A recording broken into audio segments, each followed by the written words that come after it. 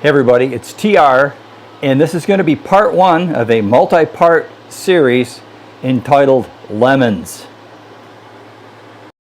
You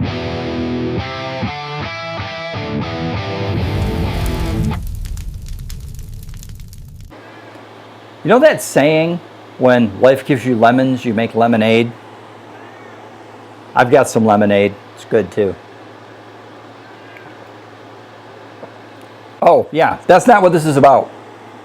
So, a few years back, I bought a Squire classic vibe guitar from the local mom and pop store, Dr. Guitar in Watertown. I don't want to say any, like Thumper's mom told him, if you can't say something nice, don't say anything at all. If anybody ever watches Fulton Street Beats, he will allude to the same. He's from the area. Okay, so had the guitar, it's Telly. I don't play a Telly a super lot because it's probably the only true single coil guitar I own, other than some HSS's. So, well, I do own one with P90s. So anyhow, I digress. I bought this guitar and I don't play it much, and I had it out and was playing it the other day. Oh, more backstory. I had some sharp fret edges.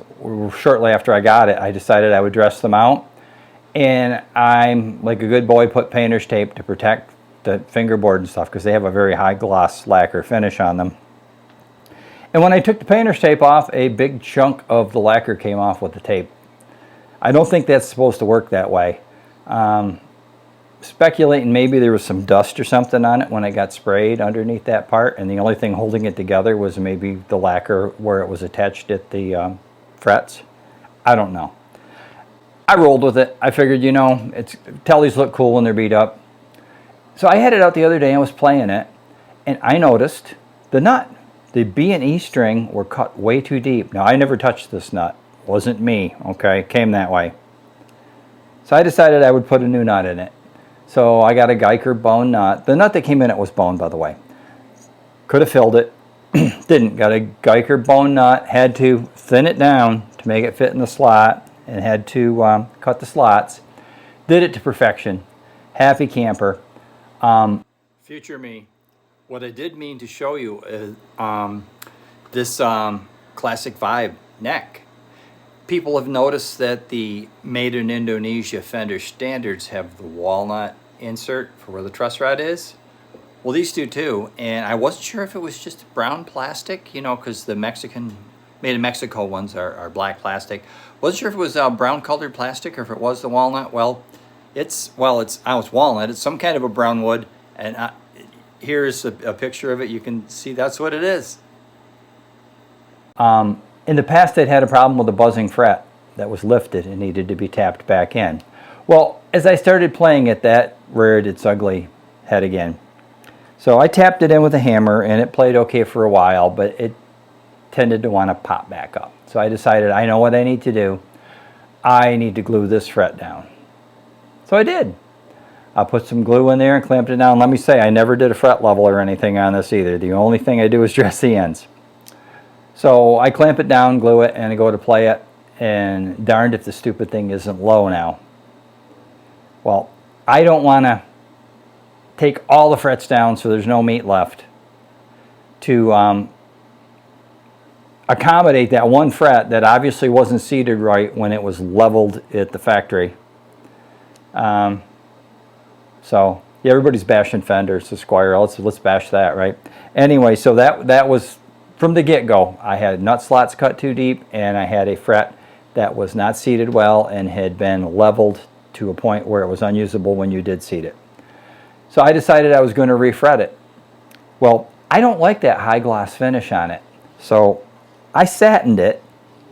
This is what we have. We'll see how it shows here on the camera with the satin finish, and I'm in the process of refretting it. Now, I told you I had that big spot where the lacquer flaked off the fingerboard, and I had a couple small spots happen from removing the frets. It's tricky taking frets out of a gloss fingerboard. You tend to get chip out. I've been admiring these relic guitars. I mean, some Amazon brand ones and stuff. Ted had one. I'm not going to relic the body, I don't think, on my guitar, because I can't bring myself to scuff up a nice finish on a guitar body. But the neck was already, as they say, jacked up, or as Dave's World of Fun stuff would say, it was a gooch. So it already had a gooch. So when life gives you a gooch, you make lemonade. So I decided I was going to go for a relic look. Now you will see I have 3 frets in here. And you're wondering, why are there only 3 frets in there? Well, it's going to be a 3-fret guitar. No. they're coming tomorrow, a package of Fender medium jumbo frets to put in here. The frets that came out of here were supposed to be medium jumbo, but they're square. I had exactly 3 frets left for my last fret job. Curiosity was getting the better of me. Was I going to be cutting a new nut? Because thinning this down to fit this slot took a lot of work. I had to take that little thing with my fingers on some sandpaper, and it took some thinning to make it fit the slot. I really didn't want to do it again, especially I had cut it so perfectly. So I put these frets in that I had so that I could take my very thin metal ruler. You know the thing for checking your nut action where you push down between the second and third frets and see if you have just the slightest, as my Milehouse Studios would say, a queef of relief between the string and the first fret when you push down between the second and third fret. Well, I take this very thin, like machinist ruler I have, I lay it across that fret and into the nut slot.